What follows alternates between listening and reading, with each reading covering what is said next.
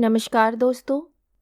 कहानी शुरू करने से पहले मैं आपको ये बताना चाहती हूँ कि अगर आप मोरल एंड मोटिवेशन कहानी सुनना पसंद करते हैं तो आप मेरे दूसरे चैनल एम्पावर द लाइफ पर आ सकते हैं। आपका वहाँ स्वागत है। द गोल्डन स्टोरीज में आपका स्वागत है। आइए सुनते हैं भीष्म साहनी का लिखा संस्मरण, आज के अतीत। जिंदगी में तरह तरह के नाटक होते रहते हैं। मेरा बड़ा भाई, जो बचपन में बड़ा आज्ञाकारी और भला मानस हुआ करता था, बाद में जुझारू स्वभाव का होने लगा था। मैं जो बचपन में लापरवाह, बहुत कुछ आवारा, मस्तमौला हुआ करता था, भीरू स्वभाव बनने लगा था। अब सोचता हूँ, इसमें मेरे शुभ चिंतकों का भी अच्छा खासा योगदान रहा था, जो बात बात पर मेरी तुलना बलराज से करते रहते। जिसके मुंह से सुनो बलराज के ही गुण गाता।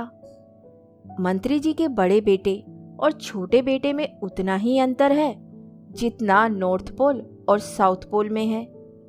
वह गोरा चिट्टा है, हंसमुख है, फुर्तीला है, जबकि छोटा मरियल है। उसे तरह तरह के खेल सूझते हैं। वह लिखता है तो मोती पिरोता है, जबकि छोटा मनमानी करता है, आवारा घूमता है। पढ़ने लिखने में उसका मन ही नहीं लगता। पर धीरे धीरे न जाने कब से और क्यों कर एक प्रकार की हीन भावना मेरे अंदर जड़ जमाने लगी। वह गोरे रंग का है, मैं सांवला हूँ। वह हिष्ट पुष्ट है, मैं दुबला हूँ। वह शरीफ है, मैं गालियां बकता हूँ, टप्पे गाता हूँ। अब तक तो हमारा रिश्ता बराबरी का रहा था। ये सब सुनते जानते हुए भी मैं उसे दबता नहीं था। कोई कुछ भी कहता रहे, मैं अपनी राह जाता था। पर अब लोगों की टिप्पणियां सुन सुनकर मेरा मन बुझने लगा था। धीरे धीरे हमारे बीच पाए जाने वाले अंतर का बोध मुझे स्वयं होने लगा था और मैं अपने को छोटा महसूस करने लगा था। यहाँ तक कि मैं मानने लगा था कि मैं जिस मिट्टी का बना हूँ उसी में कोई दोष रहा होगा। मैं उससे ईर्ष्या तो करता ही था, पर यह ईर्ष्या मुझे विचलित नहीं करती थी। मैं अपनी धुन में जो मन में आता करता रहता था, पर अब मैं उससे खम खाने लगा था। अब एक और ईर्ष्या, दूसरे अपने छुटपन का बोध और इस पर उसके प्रति श्रद्धा भाव। ये अजीब सी मानसिकता मेरे अंदर पनप रही थी। पहले उसकी पहलकदमी पर चकित हुआ करता था। उसे नए नए खेल सूझते हैं, मैं उत्साह से उनमें शामिल हो जाता, पर हमारे बीच बराबरी का भाव बना रहता। पर अब तो वह मेरा हीरो बनता जा रहा था। यदि उसके प्रति मेरे अंदर विद्रोह के भाव उठते तो बेहतर था। तब मैं अपनी जगह पर तो खड़ा रहता। अब तो जो वह कहता वही ठीक था। मैं उसका अनुसरण करने लगा था और चूंकि वह मुझसे प्यार करता था, बड़े भाई का सारा वात्सल्य मुझ पर लुटाता था, मैं उत्तरोत्तर उसका अनुगामी बनता जा रहा था। वह नाटक खेलता तो मैं भी बड़े चाव से उसके साथ नाटक खेलने लगता। वह तीर कमान चलाने लगता तो मैं भी वही कुछ करने लगता। और इस वृत्ति ने ऐसी जड़ जमा ली कि धीरे धीरे मेरी दबंग तबीयत स्थिर पड़ने लगी। इस नए रिश्ते को मेरे प्रति उसके स्नेह ने और भी मजबूत किया। जब मैं उससे झगड़ता तो वह मुझे बाहों में भर लेता। एक साथ एक ही बिस्तर में सोते हुए जब मैं गुस्से से उसे लाते जमाता, उसके हाथ नोच डालता, तब भी वह मुझ पर हाथ नहीं उठाता था। इस तरह मेरी अपनी मौलिकता बहुत कुछ दबने लगी थी। यह श्रद्धा भाव मेरे स्वभाव का ऐसा अंग बना कि धीरे धीरे हर हुनरमंद व्यक्ति को अपने से बहुत ऊंचा और स्वयं को बहुत नगण्य और छोटा समझने लगा। हम लोग अपने घर में ईश्वर स्तुति के भजन गाते थे। संध्या उपासना से जुड़े मंत्र, नीति प्रधान दोहे, चौपाइयाँ आदि। पर ये लोग साहित्यिक कीर्तियों की अधिक बातें करते। अब सोचता हूँ तो दूर बचपन में ही घर में ऐसा माहौल बनने लगा था। माँ के मुंह से सुनी हुई कहानियाँ, विषाद भरे गीत, आर्य समाज के जलसों में सुनी दृष्टांत कथाएं, जलसों पर से ही प्राप्त होने वाले कहानी संग्रह आदि हमारी रुचियां यदि साहित्योन्मुख हुई तो इसका श्रेय बहुत कुछ हमारे घर के वातावरण को है और उसमें इन फुफेरी बहनों की बहुत बड़ी देन रही। किसी झटके से हम लोग साहित्य की ओर उन्मुख नहीं हुए। इस तरह जब लिखना शुरू किया तो इसके पीछे कोई विशेष निर्णय अथवा आग्रह रहा होगा, ऐसा नहीं था। कोई नया मोड़ काटने वाली बात नहीं थी। निर्णय करने का अवसर तब आया था जब साहित्य सृजन को जीवन में प्राथमिकता दी जाने लगी थी। तब अन्य सभी व्यवस्थाएं गौण होने लगी थी। जन्मजात संस्कारों की भी संभवतः कोई भूमिका रही होगी। हमारे घर में जब कभी हमारे पूर्वजों की चर्चा होती तो माँ हमारी दादी के बहुत गुण गाया करती। वह तो उन्हें देवी कहा करती। जब भी उनकी बात करती तो बड़े श्रद्धा भाव से। एक घटना की चर्चा तो वे अक्सर किया करती। तुम्हारी दादी भी कवित्व कहती थी, ईश्वर भक्ति के।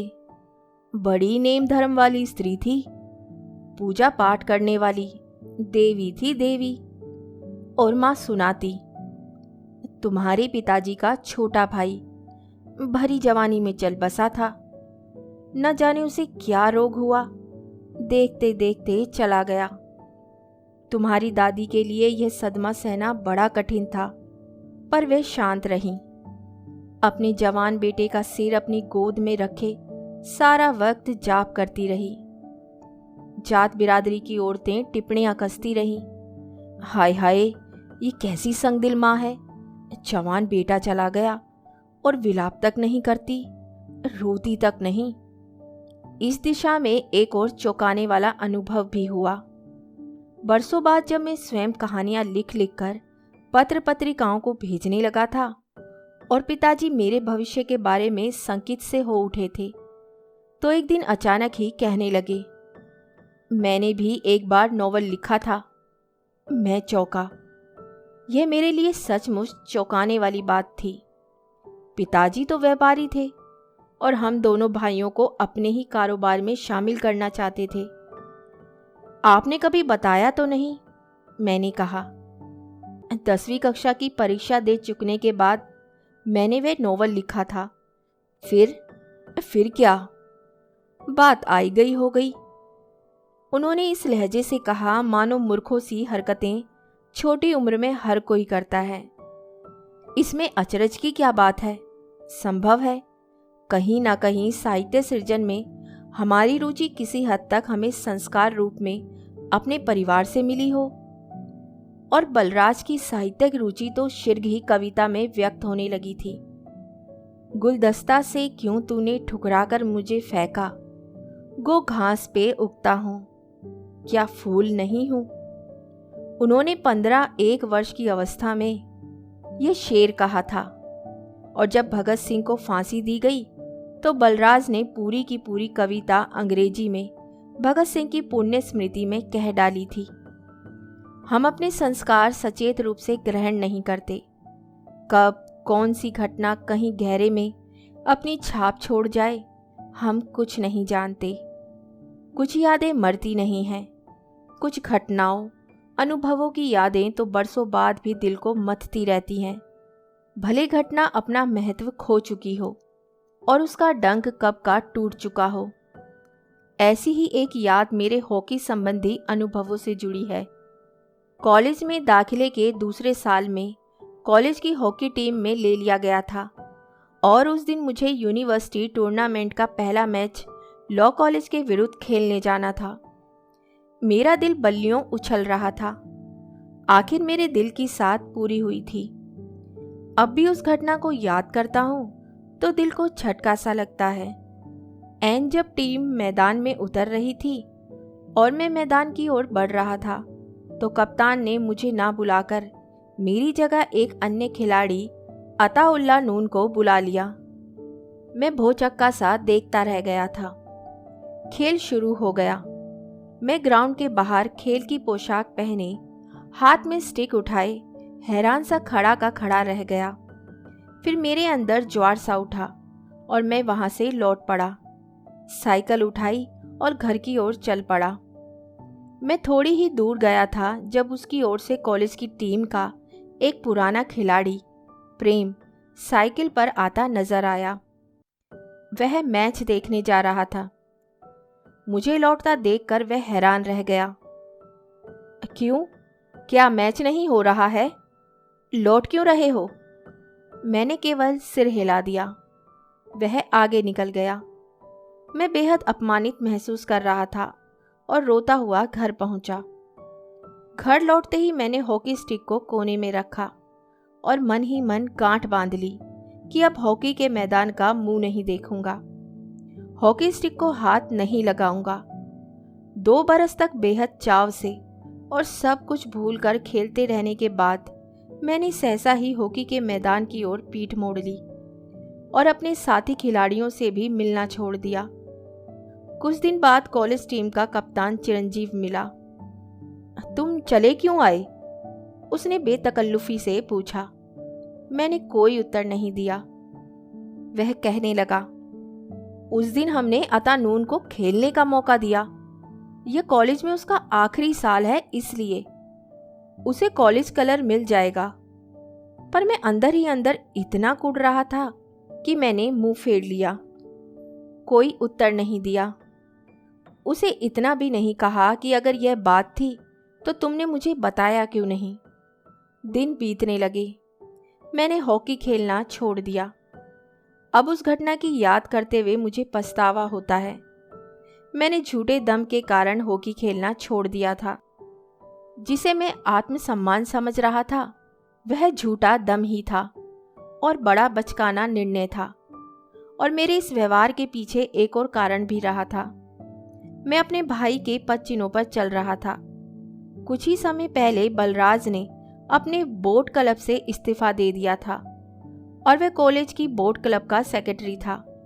क्लब के अध्यक्ष प्रोफेसर मैथाई द्वारा इतना भर पूछे जाने पर कि तुमने क्लब के हिसाब किताब का चिट्ठा अभी तक दफ्तर में क्यों नहीं दिया, बलराज ने अपमानित महसूस किया, मानो उसकी नीयत पर शक किया जा रहा हो, और हिसाब के चिट्ठे के साथ अपना इस्तीफा भी दे आया था।